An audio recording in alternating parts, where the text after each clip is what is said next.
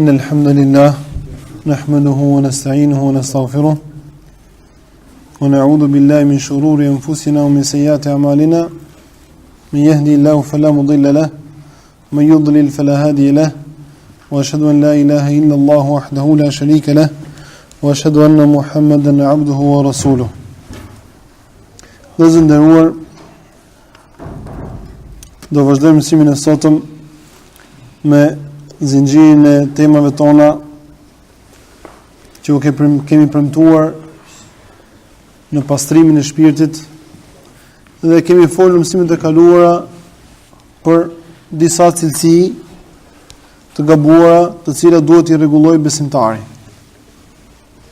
Gjithashtu do flasim edhe sot për një cilësi tjetër të keqe, për të cilës do të ruhet besimtari, madje do të ruhet për saj shumë, sepse ajo është shkatërruese dhe dietarët kanë përshkruar atë si nga cilësitë e para të këqija të cilat kanë ardhur në tokë. Edhe kjo cilësi është cilësia e hasedit. Ç'është hasedi? Hasedi gjuhën arabe vëllezër do të thotë zili. Ne në gjuhën shqipe i themi zili ose smir.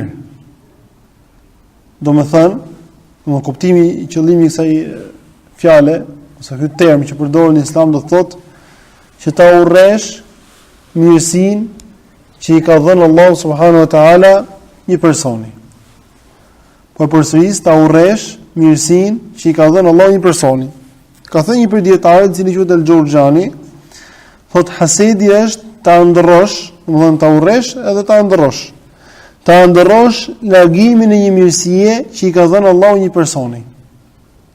Domethënë që ti e urren këtë mirësi, pse Allahu ka dhënë një mirësi këtij personi, edhe ndërron që Allahu të heqë këtë mirësi këtij personi, ky quhet hased ose zili.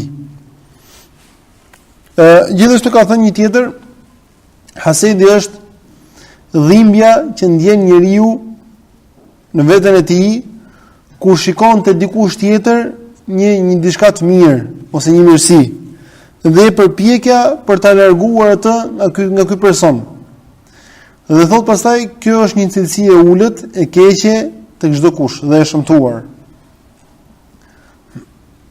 Ky është përkufizimi i hasedit, domethënë që të njihet.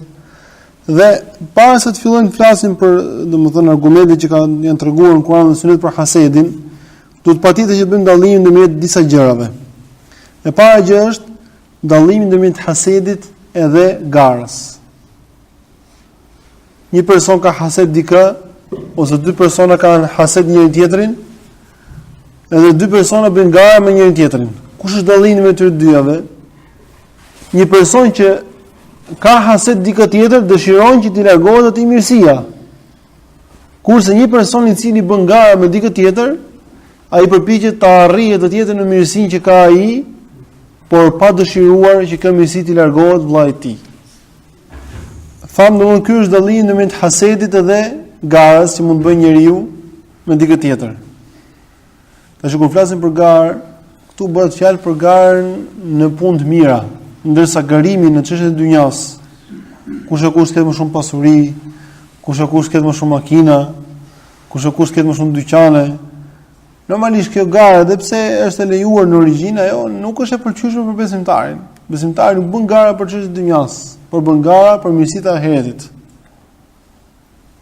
Dhe normalisht që gara në çështjet e dynjas e çon njeriu që të zhytet edhe në harame. Kështu që qëllimi jonë është kur flasim për garat e mira. Edhe dallimi ndërmjet hasedit dhe garës është kjo që thash. Gjithashtu dallimi ose përngjasimi ndërmjet dy gjëra të tjera kemi, domthonë të kuptohet kush është dallimi ndërmjet ose ngjashmëria ndërmjet hasedit edhe kopracisë. Hasedi dhe kopracia janë dy cilësi të ulta, të dy janë të këqija, i urren Islami dhe duhet që njeriu të bëjë një farë dallimi me tyre edhe pse ato kanë ngjashmëri shumë të madhe. Dallimi me kooperacisë dhe edhe hasedit është Se kopraci tregohet dorë shtrënguar për atë që ka në dorën e vet. Tregohet dorë shtrënguar për atë që ka në dorën e vet. Kurse hasedçiu ose ziliqari tregohet dorë shtrënguar për atë që nuk është në dorën e tij, por është në dorën e Allahut. Domthonë tregohet koprac për mirësitë e Allahut që ai si ka në dorë, por i ka vetëm Allahu. Domethënë hasedçiu ose ziliqari është një nga kopracët më të mëdhenj që ekzistojnë në dynja. Edhe kjo ka qenë një përcizim të xifutëve. Si do të tregojmë në argumentin e poshtme, ka qenë një përcizim të xifutëve që ata kishin hased të madh. Edhe pse ata kishin kopraci, nuk i jepin atë që kishin në dorë, por gjithashtu ata tregoheshin kopracë dhe për atë që ishin në dorë të Allahut mëdhëruar dhe donin vetëm për vete. Çështja e tretë është dallimi ndërmjet hasedit të keq dhe hasedit të mirë. Del pyetja, a ka hased të keq dhe hased të mirë? Themi po, hasedi ndahet në dy lloje. Ndahet në hased të keq dhe në hased të mirë, nëse do na lejoheshe ta quajmë hased, e po them besoj se kjo lejohet sepse profeti sallallahu alajhi wasallam ka quajtur hased. Dhe ka thënë në hadithin e saktë, la haseda illa fi ithnatayn. Nuk ka hased vetëm se në dy gjëra. E para gjë është një person të cilit i ka dhënë Allahu Kur'anin. Dhe ai e zbaton atë dhe u mëson atë njerëzve. Edhe i dyti, një person i të cilit i ka dhënë Allahu pasuri, dhe ai e shpenzon atë në rrugt të Allahut subhanahu wa taala, ose shpenzon atë në hajër. E ka lejuar profeti sallallahu alajhi wasallam që muslimanët këtë hased në këto dy gjëra. Mirë, po qëllimi i hasedit në këtë hadith nuk është që ti të ndërrosh që Allahu t'ia heqë mirësinë të personi, por që ti të ndërrosh të kesh si ai. Kështu që dallimi ndërmjet hasedit të keq dhe të mirë kush është? Është në dy pika. E para është që hasedi i keq do të thotë që ti të ndërrosh t'ia largojë Allahu mirësinë tjetrit dhe ta japi ty. Edhe dallimi i dytë është që te hasedi i mirë njeriu nuk ka hased ose zili, vetëm se te ato gjërat e mira që janë te Kurani edhe tek pasuria që përdoret për hajër. Te Kurani i cili zbatohet dhe mësohet njerëzve, te mësimi i Kuranit që zbatohet dhe mësohet njerëzve edhe te pasuria që përdoret për hajër, vetëm këto dy gjëra ka thënë profeti sallallahu alajhi wasallam, mundet që njeriu të ketë zili, do të thotë që të ndërrojë të ketë siç i ka ai person që i ka këto mirësi, edhe nuk quhet ky hased i keq, por quhet i lavdëruar tek Allahu subhanahu wa taala. Gjithashtu ka treguar profeti sallallahu alajhi wasallam një hadith tjetër që transmeton Ibn Majah dhe është hadith i saktë, është i ngjashëm me këtë që tham tash. Thotë shembulli i këtij umetit është si shembulli i katër vetave. Thotë i pari është një person i të cilit i ka dhënë Allahu dije dhe i ka dhënë pasuri. Edhe ai e shpenzon këtë pasuri në bazë të dijes së tij në hajër. Dhe merr shpërblim për këtë. Edhe një personi i dytë është një person të cilit i ka dhënë Allahu dije, por nuk i ka dhënë pasuri. Edhe ky e ndron që të kishte pasuri si i pari, e ta shpenzonte në atë hajër që ai e di, siç e shpenzon i pari. Thot profeti sallallahu alaihi wasallam, këta të dy janë në shpërblim njësoj. Dhe kjo është një lloj zilie e mirë, e ngjashme me atë që përmendëm më sipër. Edhe për të tretin ka thënë profeti sallallahu alaihi wasallam, është një person të cilit i ka dhënë Allahu pasuri, por nuk i ka dhënë dije, domethënë nuk e ka dhënë të vërtetën. Edhe ai thotë shpenzon pasurinë e tij në të këqija dhe merr gjunafe për këtë. Edhe i katërti është një person i cili nuk ka as pasuri dhe as dije, as nuk e njeh të vërtetën dhe as nuk posedon dynja, thot profeti sallallahu alajhi wasallam për këtë. Edhe ky thot i katërti është i barabartë me të tretin në gjunaf, sepse ky thot ndron se kur të kishte pasuri, ta shpenzonte si i treti në të keqe. Dhe qëllimi këtu është për të bërë dallimin mes hasedit të mirë dhe hasedit të keq. E këtu mund kjo kuptohet domthonjë që hasedi i mirë nuk është ose nuk do të thotë që njeriu të ndërrojë, të largohet mirësia e Allahut tjetrit, por thjesht ndërron që Allahu t'i japë mirësi si të tjerët. Hasedi është një prej sëmundjeve të këqija, të cilat kanë hyrë tek popujt e mëparshëm dhe ka hyrë edhe tek muslimanët. Edhe, domethënë, shkaqet e hasedit ose shkaqi kryesor i hasedit kush është? Shkaqet e hasedit vëllezër janë disa, mund të themi për tyre është urrëtia që ka njeriu për dikë. Urrëtia që ka njeriu për dikë është shtyn atë që ta urrejë dhe mirësinë që ka ky person. Që ta ndërrojë që Allah ta poshtrojë atë. E më radh. Një për arsyeve është kopratësia e njeriut. Disa njerëz janë aq kopratës sa nuk janë kopratës vetëm për atë që kanë ata në dorën e tyre, por duan ose ndorojnë sikur ta kishin gjithë dynjan në dorë, mos i jepin njerëzve asgjë. Sikur ta kishin shiu në dorë ata, nuk do të çonin ca njerëzve 2 pika shiu. Dhe hasedi përfituohet më shumë tek njerëzit të cilët janë të barabartë në një grad, në një fushë saktuar. Në një fushë saktuar, domethënë, nëse 2 njerëz punojnë të njëjtën lloj pune dhe janë rival, tek ta mund përfituohet hasedi. Ndërsa, nëse ata nuk janë rival, zakonisht nuk ka hased në mes tyre. Si për shembull, dikush është mjek, kurse tjetri është inxhinier. Zakonisht në këtë lloj fushë ata nuk kanë hased për njëri tjetrin. Ndërsa nëse të dy do jenë mjek, ose të dy do jenë hoxhallar, ose të dy do jenë mësuesa, ka shumë mundësi që ndërmjet tyre të ketë hased edhe të ketë domethënë urrëti të keqë ndërmjet njëri tjetrit. Gjithashtu një për shkaqeve që e shtyn njëri këtë hased është ignoranca. Mosnjohja dhe mosdorëzimi ndaj caktimit të Allahut subhanuhu teala. Sepse besimtari i mirë, ai i cili e njeh kaderin e Allahut dhe e njeh emrin dhe cilësitë e Allahut, nuk ka mundësi të ketë hased. Domethënë që të veprojë atë që i vjen atij në mend nga hasedi i tij. Besimtari i mirë është ai i cili dorëzohet Allahu subhanahu wa taala dhe e di që çdo gjë që vjen me caktimin e Allahut madhëruar. Prandaj ai nuk e urren mirësinë që i jep Allahu dikujt, sepse çdo mirësi që i vjen dikujt, ajo i vjen me caktimin e Allahut subhanahu wa taala. Dhe nëse ti e urren atë, ke urryer në vërtet caktimin e Allahut subhanahu wa taala dhe nuk i e dorëzuar kaderit që ka vendosur Allahu te krijesat. Dhe kjo domosdoshmë është normalisht që është një lloj kundërshtimi i kaderit të Allahut dhe është gjë e keqe, gjë e rëndë. Si thuhet, thot një prej selefëve, thot hasedqiu është armiku i mirësisë së Allahut. Është armiku i mirësisë së Allahut. Gjithashtu ai është dhe armiku i kaderit të Allahut. Hasedqiu gjithashtu është armik edhe i kaderit të Allahut subhanahu wa taala. Allahu ka treguar në Kur'an në disa ajete për çështjen e hasedit.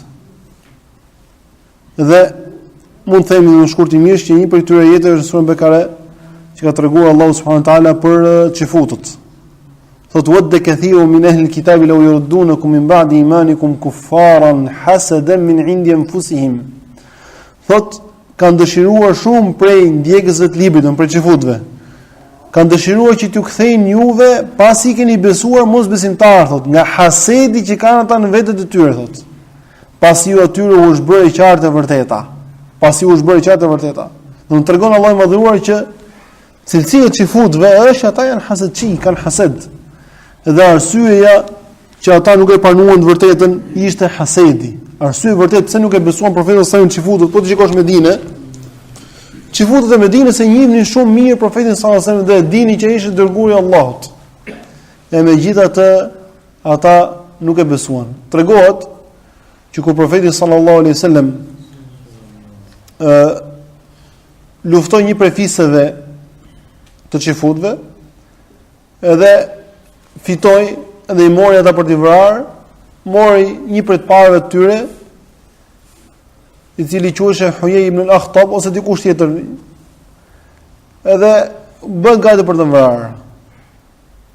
Edhe i thot ky Hujej, i thot, shiko thot, unë nuk jam bërë pishmam se të kam luftuar ty o Muhammed, thot. Edhe pse e dija që ti je i dërguari i Allahut, thot. Por kush i hap luftë Allahut, ai është i mundur.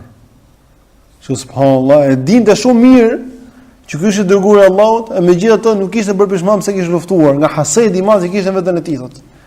Edhe megjithatë prapa ai e dinte që kush lufton Allahun, ai është i mundur. Domethënë kjo është vërtetimi i asaj që të ka treguar Allahu që ata kanë pas hased shumë të madh. Edhe sot e kësaj dite ata kanë në vetë të tyre një hased të papar ndër gjithë njerëzimin kundrejt besimit dhe besimtarëve. Edhe sot e kësaj dite ata janë të cilët e drejtojnë domethënë të heshtën dhe shtizën dhe armët kundrejt muslimanëve dhe përpiqen që t'i shfarrosin ata kudo që të jenë. Gjithashtu ka treguar Allahu subhanahu wa taala që nga hasedi i madh që kanë ata çifutët, ata do dëshirojnë sikur mos u jepin njerëzve e diçka të vogël, thot Allahu subhanahu wa taala për çifut thot am lahum nasibun min al-mulki fa idhan la yu'tuna an-nasa naqira am yahsuduna an-nasa ala ma atahum Allahu min fadli. Thot a kanë ata ndonjë pjesë prej pushtetit? Domethënë po sikur të kishin ata ndonjë pjesë prej pushtetit thot Allahu subhanahu wa taala, ata nuk do të jepin njerëzve një naqir. Fjala naqir në gjuhën arabe, çfarë do të thotë? E keni parë farën e hurmës? Farët e hurmëve arabe? Farën e hurmëve arabe, keni parasysh? Farë e hurmës arabe ka, domethënë, është njësoj si fara e grurit, dhe ngjashme fara e grurit. Nga një anë është e mbledhur, nga ana tjetër nuk ka domethënë të çarë, ka vetëm nga një çarë. Nga ana kundër e asaj vizës, nga ana kundër ka një pikë. Ka një pikë mund mes, një pikë si tip kërthizë ndodhet e brenda, mund mes aty. Kjo quhet naqir në gjuhën arabe. Kjo quhet naqir. Domethënë diçka pa vlerë, shumë e vogël. Thotë Allahu i madhruar që çifutet dhe këtë kaq të vogël fare dhe këtë pikë nuk do e jepnin njerëzve, por që s'do kishin gjë ata pushtet në dorë thotë. Çifutet. Thotë a kanë hased ata për atë mirësi që u ka dhënë Allahu njerëzve? Tregon domosdoshmë që kooperacia e tyre e madhe i ka çuar ata që të kenë këtë lloj hasedi. Domethënë kooperacia vëllezër është një për shkaqeve që çon njërin hased. Urrëtia gjithashtu që ka njëri për një person e çon njeriu gjithashtu në hased. Dhe kjo është cilësia e çifutëve, dhe Allahu subhanahu wa taala tregon këtë gjë që ne të ruhemi dhe mos u ngjajmë atyre. Gjithashtu ka treguar Allahu i madhëruar një grup tjetër njerëzish, të cilët kanë hased dhe shfaqin atë ignorancën e tyre. Thot Allahu subhanahu wa taala se yaqulu al-mukhallafun idha intalaqtum ila maghanim li ta'khudhuha dharuna nattabi'ukum. Do thonë ata të cilët kanë ngelur mbrapa, të cilët nuk shkojnë luftë me profetin sallallahu alaihi wasallam me sahabët. Shkojnë sepse nuk donin luftonin rrugt të Allahut. Kur ju të shkoni thot për të marrë plaçkën e luftës, ata do thonë na lejoni që të vim dhe ne me ju. Yuriduna yubaddilu kalam Allah. Ata duan ta ndryshojnë fjalën e Allahut. Thuaj, thot Allahu subhanahu qul lan tattabi'una, nuk keni për të ndjekur. Kedhalikum qala Allahu min qabl. Kështu ka thënë Allahu përpara, thotë, që ju s'do na ndiqni nga mbrapa, nuk kemi marrë plaçkë lufte. Fa sayquluna bal tahsudunana. Ata do thonë ju përkundazi nuk na lejoni ne sepse ju na keni hased. Bel kanu la yafqahuna illa qalila. Thot Allahu më dhuar dhe por ata thot nuk kuptonin, thot kuptonin shumë pak thot. Domethënë ata mendonin që ata na kanë hased neve, prandaj edhe këta domethënë nuk na lejojnë ne që të vinë marrë me ta. Nga ignoranca e tyre mendojnë të gjë dhe normalisht që kishin hased për besimtarë që pse ata marrin mos marrin, prandaj donin të ndiqin nga mbrapa. Këto janë disa ajete që ka përmendur Allahu subhanahu wa taala në Kur'an për hasedin, ndërsa profeti sallallahu alajhi wasallam ka folur për hasedin në disa hadithe dhe ka treguar dëmin e tij. Për këtyre haditheve është hadithi Abdullah ibn Amr ibn al-As radhiyallahu anhuma, se ka dëgjuar profetin sallallahu alaihi wasallam thotë: kur të çlirohet Persia, edhe të çlirohet gjithashtu vendi i romakëve, çfarë populli do jeni ju? U thot sahabëve, domosdoshmë si do silleni ju, si do jeni me njëri tjetrin?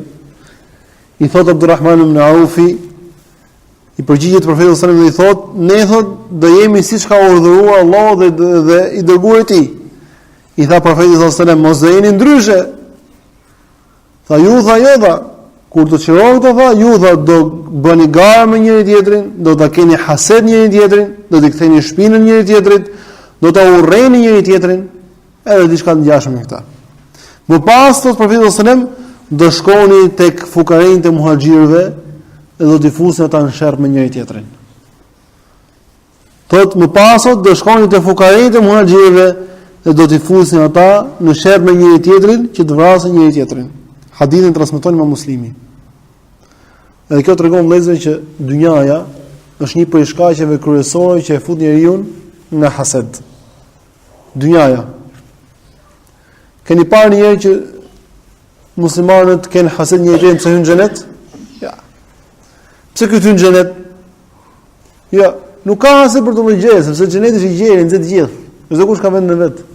Kurse dynjaja nga që është e ngushtë, prandaj njerëzit thotë ta kemo mos e ketë ai. Fillon dhe bën gara, pastaj më do t'ja marrë domthonë atë mirësinë e Allahut tjetër dhe ndron që Allahu t'i heqë ditë t'ia vë këtij. Domethënë dynjaja është një prej shkaqeve kryesore që e nxisin njeriu që ai të ketë hased vëllezërit e tij. Domethënë këtë gjunaf kaq të rënd njeriu fiton për hir çfarë? Për hir 2 lekëve të cilat s'ka për të marrë me vete. Wallahi më kujtohet para ca kohësh, para disa vitesh, shkova një të Varrezët me njeriu tim. Dhe subhanallahu po më tregonte për një person që kishte vdekur para ca vitesh, më tha vallahi, dhe ky person tha, nuk e ka ngopur barkun e tij këtë dynjë ndonjëherë, thoshte subhanallahu. Ky person ka jetuar si xahil, ka jetuar kështu, po thoshte subhanallahu, ka vujt shumë këtë dynjë. Dhe vallahi ky person s'e ka ngopur një herë barkun këtë dynjë. Edhe unë po mendosh se thoshte subhanallahu, ky person ndeti këtë dynjë sa ndeti, nuk e ngopi një herë barkun pas ka vujt kaq shumë. Çfarë mori me vete? Çfarë mori me vete? Po i që i ngopi barkun këtë dynjë, çfarë mori me vete? Çfarë ngjelet njeriu pas kur vdesi? I ngjelet vetëm gjunafi i hasedit dhe gjunafi të gjitha atyre pisligjeve që ka bërë për hir të dynjas. Subhanallahu, sa i qelbët. Aq i qelbët si ajo plaga shtrig, plaga e shëmtuar e cila i mashtron njerëzit, në fund i hedh hum në erë dhe u thotë atyre mos u pafshim më. Nuk u thotë më pafshim, u thotë mos u pafshim më. Shkoni në xhenem sa të meritoni. Për hir të dynjas, subhanallahu, çon njeriu në hased. Ndër tjerë siç tregon profeti sallallahu alajhi wasallam këtë hadith. Gjithashtu ka transmetuar Abu Huraira radhiyallahu anhu një hadith tjetër nga profeti sallallahu alajhi wasallam se ka thënë: "Innahu sayusibu ummati da'ul umam." Thot do t'i bjerë umetit tim sëmundja e umeteve të mëparshme. Qalu wa ma da'ul umam? I thanë dhe ç'është sëmundja e umeteve të mëparshme?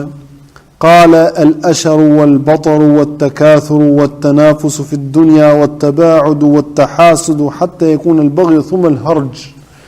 Po profeti sallallahu alaihi wasallam, sëmundja e umeteve të mëparshme është mendimallësia, krenaria, shumimi, garimi në dynja, largimi nga njëri tjetri, hasedi ndaj njëri tjetrit, padrejtësia ndaj njëri tjetrit, në fund fare vrasja ndërmjet njëri tjetrit. Hadithin e ka transmetuar Tabarani me zinxhir transmetimit të saktë. Subhanallahu, kjo dynjaja ka qenë dyrë, e çon njeriu që ai nxihet me vëllezërit e tij, në fund fare pastaj të meritojë xhenemin. Allahu na ruaj. Nuk është qëllimi këtu vëllezër që kur thënë që dynjaja nuk kemi për qëllim që ti mos kërkosh drejtën tënde. Ajo që është drejtë do të kërkosh. Ktu bëhet fjalë që njeriu për hir të dynjas bën padrejti njerëzve, u hyn atyre në hak, u bën atyre të gjitha të këqijat vetëm për të fituar dynjan. Dhe me anë të saj ai meriton xhenemin. Gjithashtu ka transmetuar Abu Huraira radhiyallahu anhu se profeti sallallahu alaihi wasallam ka thënë: "Iyakum adh-dhann", po të ruajuni prej mendimit të keq. Ose prej mendimit përgjithësisht. Domethënë diçka që ti je i sigurt, dhe ecë me mendim, mos e përdor të si sigurt se ajo mund të gënjesh, mund të vërtetut. Fa inna dhanna kadhib al-hadith, sepse mendimi është biseda me gënjeshtët. Pastaj thotë: "Wala tahassasu, wala tajassasu, wala tanafasu, wala tahasadu, wala tabaghadu, wala tadabaru, wa kunu ibadallahi ikhwana." Ka dhënë disa porosi shumë të mëdha. Thot profeti sallallahu alaihi wasallam, dhe mos e spiononi njëri tjetrin, mos garoni me njëri tjetrin, në çështën e dynjas. Mos e keni hased njëri tjetrin, mos e keni hased njëri tjetrin. Mos e urreni njëri tjetrin, mos i ktheni shpinën njëri tjetrit dhe jini ose bëhuni robërit e Allahut vëllezër. Domethënë urdhra të shkurtra, të qarta, të prera për atë që dëshiron të fitojë xhenetin.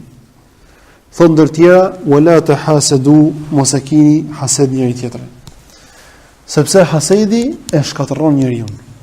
Hasedi e shkatërron e dërmon njeriu. Çfarë thot profeti sallallahu alajhi wasallam në hadithin që transmeton Zubair ibn al-Awwam radhiyallahu anhu, thot: "Dabba ilaykum da'ul umam", thot hyri tek ju smundja e umeteve të mëparshme. El-hasadu wal-baghdha, ka thënë hasedi dhe urrejtja. Hiya al-haliqa, thot el-hasadu wal-baghdha, hasedi dhe urrejtja, këto janë ato që e rruajnë. La aqulu tahliqu ash-sha'r, nuk po them që ajo të rruan flokët, por them të rruan fen. Domethënë hasedi dhe urrejtja me njëri tjetrin, sepse nuk ka mundësi një person të ketë hased mos ketë urrejtje. Domethënë një person që ka hased patjetër ketë urrejtje. Kështu që ato bashkon dy bashkë dhe bën një smundje e koklavitur e përbër tek njeriu, e cila bëhet shkaq që t'i harruaj fen njeriu. E lë njërin pa fe. Shumë të dobët. Thot nuk po them që rruan flokët, por them rruan fen. Pastaj thot profeti sallallahu alajhi wasallam, "Walladhi nafsi bi yadi la tadkhulul jannata hatta tu'minu." Thot pasha atë në dorë të cilit shpirtim, nuk keni për të hyrë në xhenet derisa të besoni, dhe nuk keni për të besuar derisa të duani. Ato tregoi për diçka e cila u mundson të llojëje, domethënë që të duani në njëri tjetrit. Tha për hapeni selamin ndërmjet njëri tjetrit. O vëllezër, dhe shikoj subhanallahu, kanë filluar muslimanët me lënë selamin ndërmjet njëri tjetrit, ka hyrë në tyre hasedi, ka hyrë në tyre urrejtja.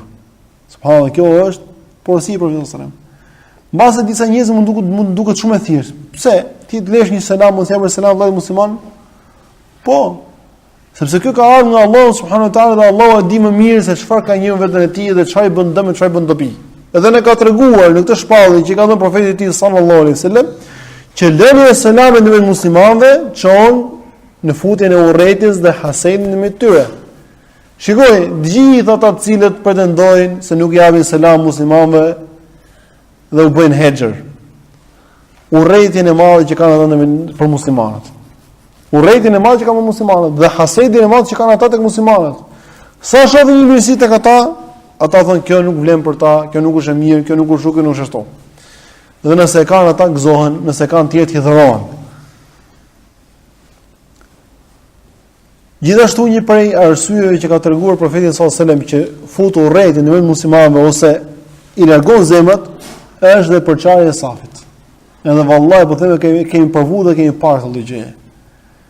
Subhanallahu, shkoni në vend dhe shikoj se si falen. Po qëse i shikon muslimanët që ata janë në saf, nuk janë të bashkuar të ngjitur me njëri tjetrin, po them 100% e sigurt që ata kanë urrëti me njëri tjetrin, jo thjesht bash gjithë çdo njeri me një tjetrin, por në atë shoqëri gjën që urrëti është e përhapur. Edhe largësi me njëri tjetrin, nuk kanë dashuri për njëri tjetrin, kanë hased në njëri tjetrit. Dhe në të kundërt bashkimin saf, siç ka thënë profeti sallallahu alajhi wasallam. Ka thënë mos u largoni që mos u largojë Allahu zemrat tuaja. Domethënë ka urdhëruar që të bashkohej, që të bashkohej Allahu zemrat, dhe vallahi po them kjo është e provuar. Vallahi është e provuar. Subhanallahu, kam qelluar një herë në xhaminë e profetit sallallahu alaihi wasallam. Po them një rast thjesht fare për të çështën e kësaj punës dashurisë zemrës, se si vjen nga ca gjë që të duken shumë thjeshta, por ato janë shumë të rëndësishme edhe kanë shumë vlerë të madhe tek Allahu subhanahu wa taala. Edhe qëllova në saf me një person që nuk e njeh fare.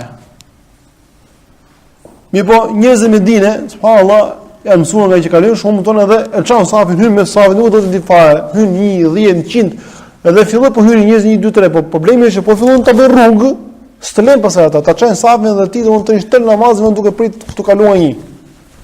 Të prit me prish namazin. Të bezdis shumë. Një ti bashku ka me këtë vllajën, një ti ndurë të fuqishëm, ai nga vetëm nga ime, edhe e bën barrikadë që mos e lejojnë se po falemi. Ata zonë të di fare, e bën barrikadë aty që ndodh fort. Po them vallahi më ka hyrë një dashuri në zemrën e vllajën. Nuk e njeh fare subhanallahu. Një dashuri e paparë. S'po pse do ndihet dashuria, kjo është një lloj prekje që ka thonë profeti është prekje këmbë me këmbë, po ka një lloj ndjenje të çan fund zemrën tate. Se kupton ti subhanallahu, por i dërguar Allah ta ka thonë jo më kot. Ka një lloj vlerë të çan. Gjithashtu dhënia e selamit. Kupton? Dhënia se ka një lloj vlerë të çan. Prandaj nëse ne dëshirojmë që mos e kemi hased njëri tjetrin, mos kemi urrëti ndaj njëri tjetrit, ta përhapim selamin tek njëri tjetri. Gjithashtu ka treguar Abdullah ibn Amr ibn al-As radhiyallahu anhuma dhe ka thënë, i kanë thënë profetit sallallahu alaihi wasallam, qila ya rasulullah, qila li rasulillah sallallahu alaihi wasallam, ayyun nasi afdal. Gjë që ta dish është shumë e bukur. I kanë thënë profetit sallallahu alaihi wasallam, kush është njeriu më i mirë? Ço do të thonë kjo është pyetje domosdoshmë shumë pikante. Çdo njeri për nesh dëshiron ta di kush është njeriu më i mirë që ai ti tillë. Kush është njeriu më i mirë? Është pyetje subhanallahu, shumë pyetje e bukur. Edhe tha profeti sallallahu alaihi wasallam, se kur përgjigj, nuk është përgjigjur tek kallupi, por është përgjigj ka dhënë një përgjigje ka treguar për brendsinë edhe këtë. Të dyja, zemra dhe gjuha. Thot: kullu qalbin mahmum saduqil lisan. Ka thënë çdo zemër që është mahmum, edhe që thot vetëm të vërtetën me gjuhën e vet. Do pyesni ç'është mahmum. Tash e kishë pyetur edhe sahabët profetit sallallahu alajhi wasallam dhe unë do ta them siç do thotë ai vetë inshallah sallallahu alajhi wasallam. Ka thënë ai sahabë. I thanë sahabët dërguar Allahut këtë vërtetësinë e gjuhës e morën vesh, por çdo të thënë mahmum, zemër mahmum. Tha çdo kush që ka zemrën të devotshme dhe të pastër. Fjala mahmum gjuhën arabe do thotë pastërti e zemrës, gjuhën arabe. Po sahabët e kishin dëgjuar, mbase nuk e dinin kuptimin e saj, thanë çdo të thënë që ti zemër mahmum, i tha çdo zemër e devotshme dhe e pastër, në të cilën nuk ka as gjunafe, as padrejti, as urrëtie dhe as hased për muslimanët. Domethënë kush njeriu më i mirë është ai që ka zemrën e pastër dhe gjuhën e pastër. E ka gjuhën e pastër për gënjeshtrës dhe e ka zemrën e pastër prej dëshirës së gjunafit, dëshirës keqe për gjunaf, padrejtisë, urrëtinë ndaj muslimanëve dhe hasedit. Ky është personi më i mirë.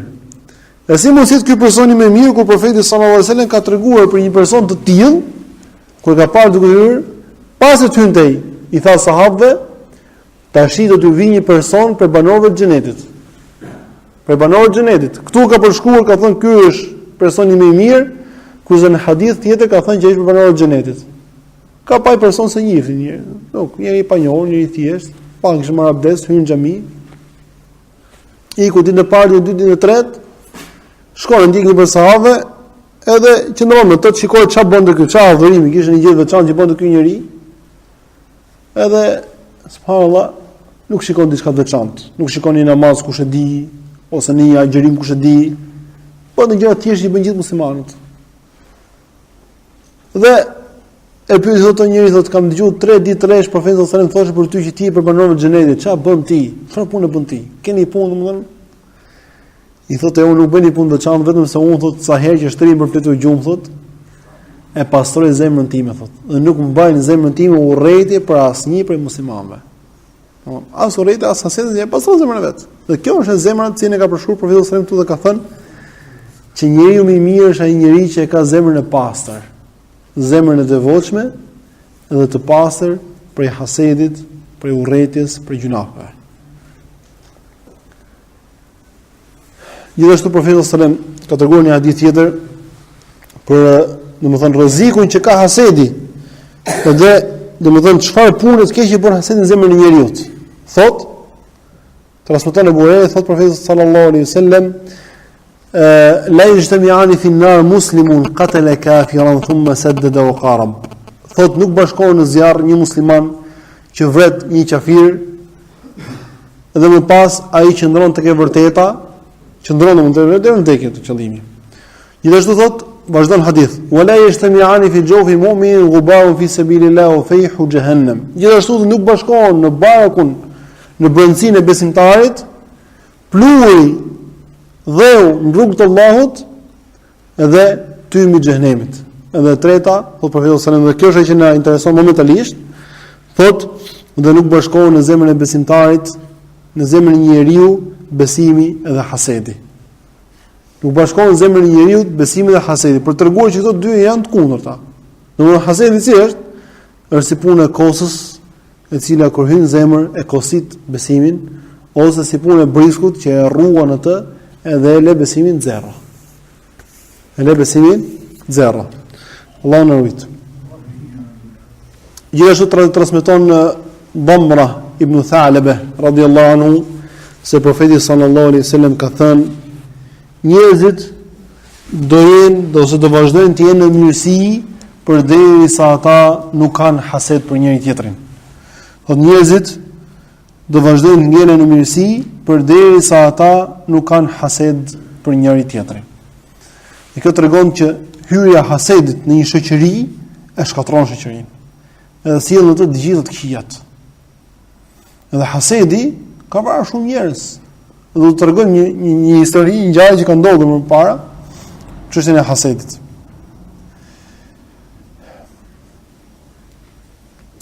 Transmeton Amr ibn Auf radhiyallahu anhu, dhe ka qenë prej atyre njerëzve që kanë marrë pjesë në luftën e Bedrit me profetin sallallahu alajhi wasallam. Ka treguar se profeti sallallahu alajhi wasallam dërgoi Abu Ubaida ibn al-Jarrahun në Bahrein, që t'i sillte pasurinë që i merrshte taksa që u merrsh mosbesimtarët e Bahreinit. Dhe erdhi Abu Ubaida dhe solli pasurinë nga Bahreini. Dëgjuan ansarët që erdhi Abu Ubaida dhe kishte sjell pasuri. Edhe atëherë dolën ansarët, ishin të varfër, subhanallahu, njerëz të varfër.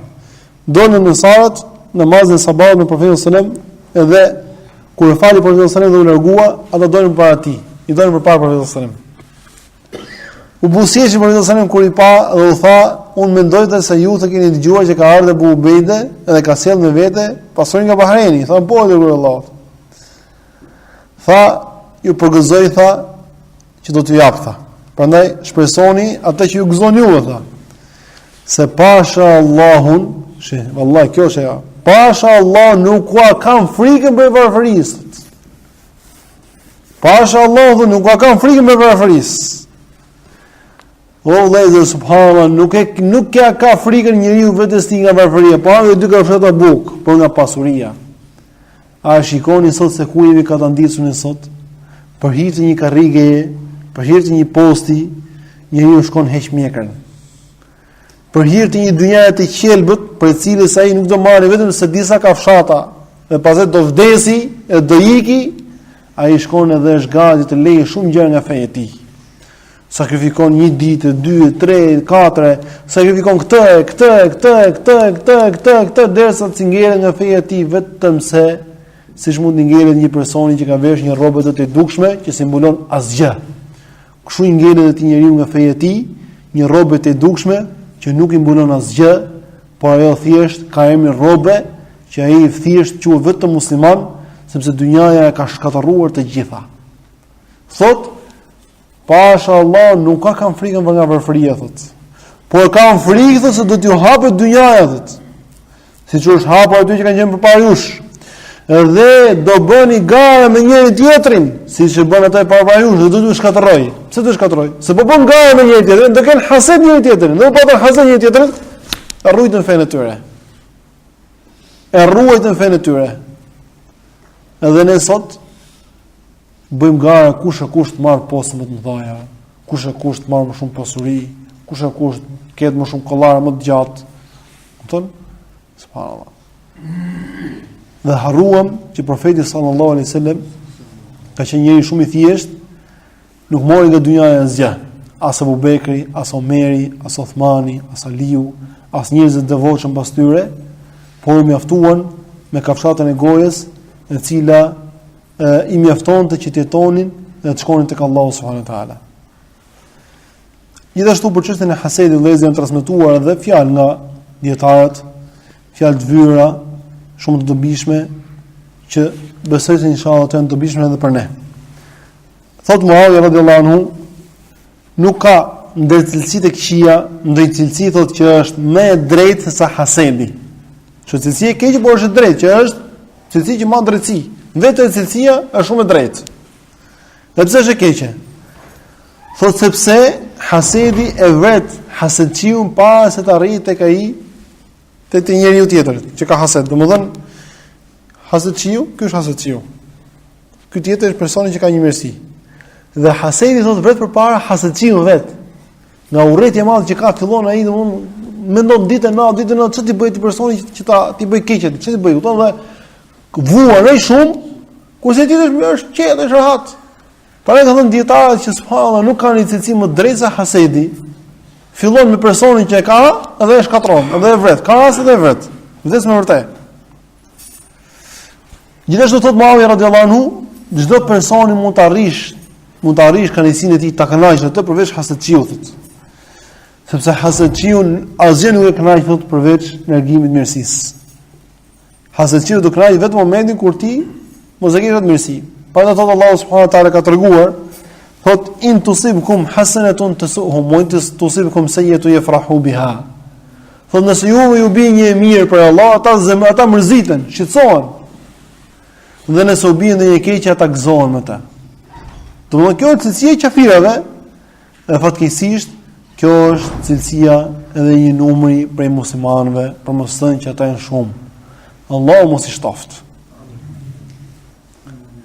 Cilësi të cilën Allah ka treguar për qafirat, in tusibkum hasanatun tasu'um wa in tusibkum sayyi'atun yafrahu biha wa in tasbiru wa tattaqu la yadhurrukum kayduhum shay'a. Dhe ka thënë Allahu, dhe nëse ju bëni durim dhe tregoni devotshëm, nuk ju bën dëm juve hilet dhe mashtrimet e tyre, atyre personave të cilët kanë hased, atyre personave të cilët gëzohen kur ju bindë i keqe dhe hidhëron kur juve u jep Allahu ndonjë të mirë. Thotë Omer radhiyallahu anhu,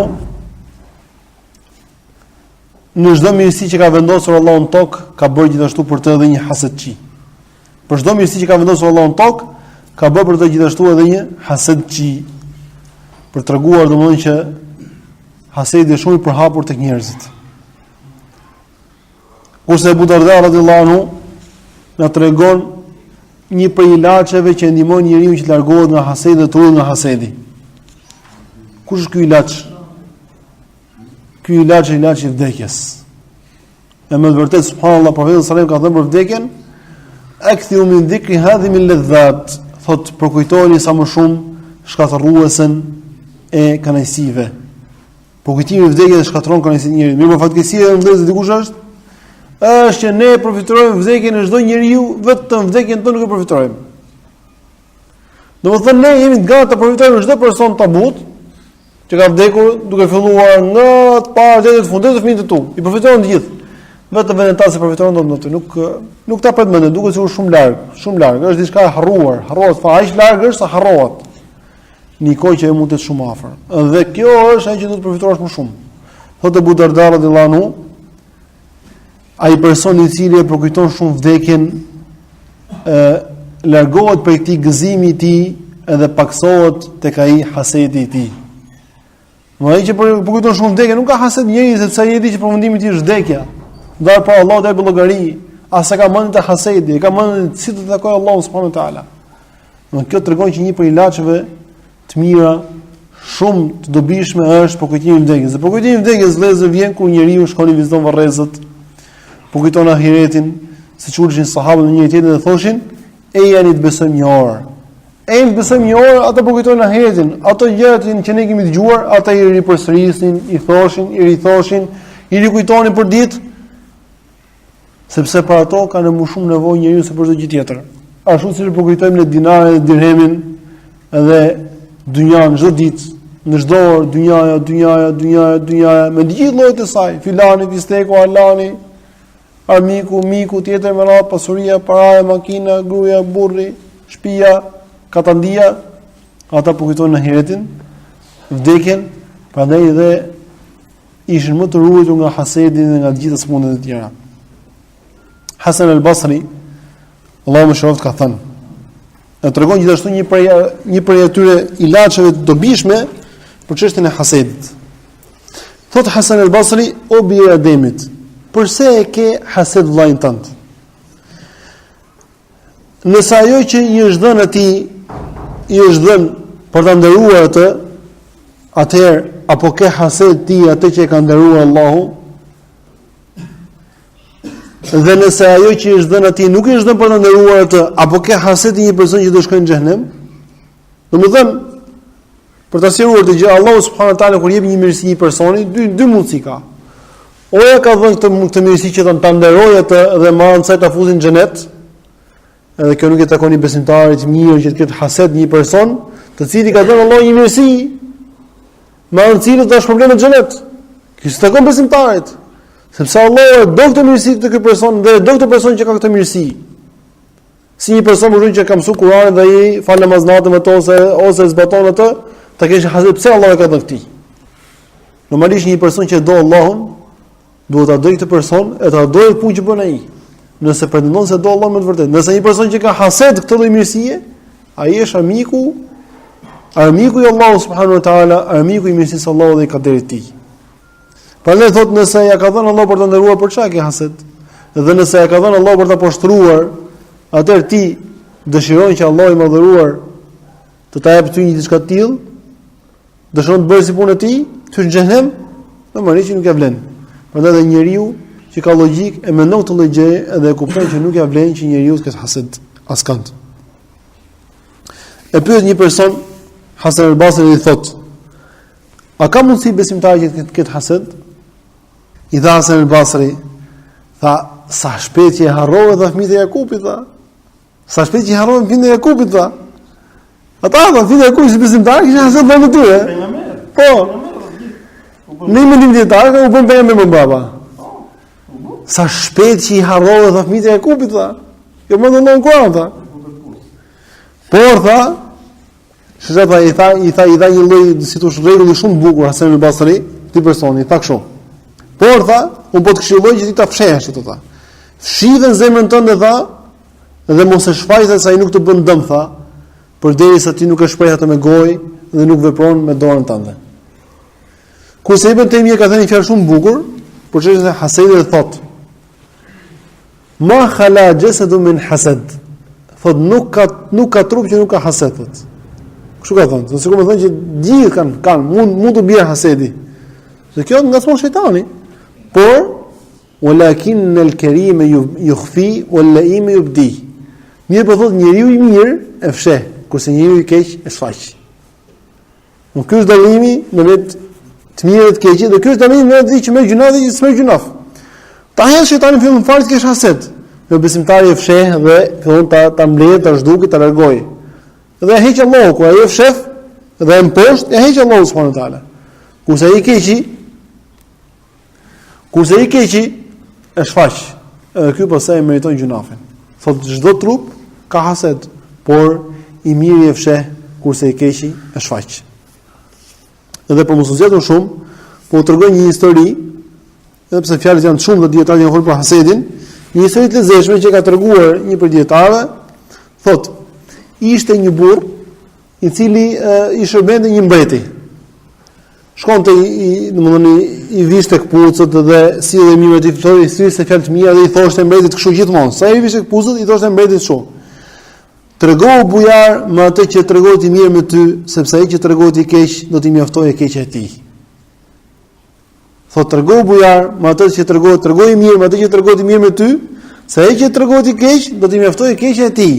Ja thoshte gjithmonë këtë gjë. Sa i vishte bujar thoshte këtë fjalë ky personi mbretit.